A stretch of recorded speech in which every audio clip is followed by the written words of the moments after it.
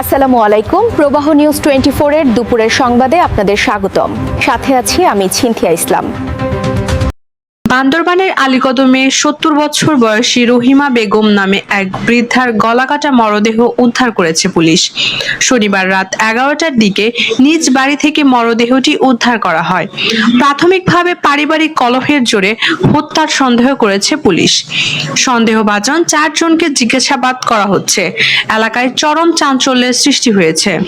Japan দু টান দিয়ে ভাই ডাইরেক্ট সাইডে এক দিয়ে ফাঁকা হইতে আমার গলা ভাই আমার প্যারালাইসিস রুগী চাইলে কিন্তু গলা তুমি মারি ফেলে দিত, শ্বাস বন্ধ করে মারি দিত, আমারে আঙ্গুরি জ্বালাই দিয়ে দেবো আল্লাহ।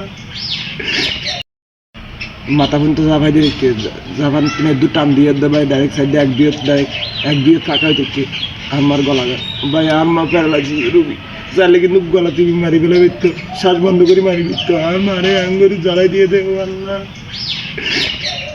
আর তো হয়তো বা এটা পারিবারিকের ভিতরে সন্দেহ আর কি, সঠিক বলতে বলবো না, যেহেতু পারিবারিক বিষয় হয়তো অনেক কিছু হতে পারে।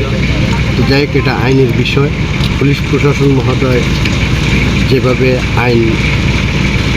আইনের মাধ্যমে যেভাবে বের করতে পারে সেভাবে বের করবে। আমি ধন্যবাদ জানাচ্ছি